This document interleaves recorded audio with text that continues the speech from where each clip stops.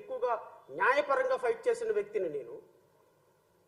కోర్టులో కేసులు 100 కేసులు వేసి ప్రభుత్వం పాలసీస్ని మార్చిన వ్యక్తిని నేను.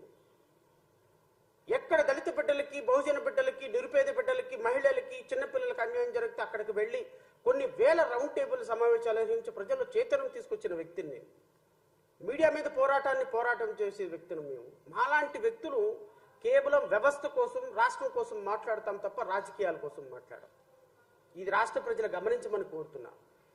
తెలుగుదేశం పార్టీ పేటీఎం బ్యాచ్ ఎవరైతే ఉన్నారో, తెలుగుదేశం పార్టీ ఎవరెవరైతే తెలుగుదేశం పార్టీలో ఈరోజు మేమేదో మాట్లాడుతున్నాం కాబట్టి మాట్లాడుతున్న ప్రతి ఒక్కరికి ఒక పార్టీ రంగు పులుముతున్నారు. అలాంటి వ్యక్తులందరికీ చెప్తున్నా, తెలుగుదేశం పార్టీ అధికారంలోకి వచ్చిన తర్వాత ఈరోజు బౌ అని మాట్లాడుతున్నారు. కానీ మీరు 2019 నుంచి 2024 వరకు ఏ ఒక్కడు మాట్లాడేవాడు ఎవడు లేడు. ఇప్పుడు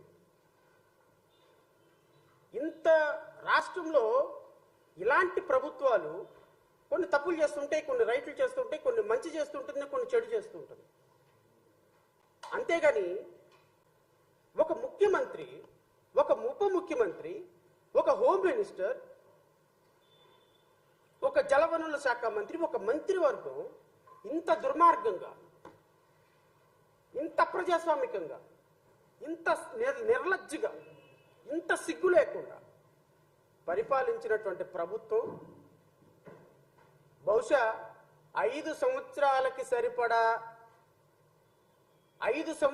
సరిపడా తప్పులు 100 రోజుల్లో ఈ కూటమి ప్రభుత్వం చేసేసిందేమో అనిపిస్తుంది నాకు. 5 సంవత్సరాలకి సరిపడా తప్పులు. నిన్న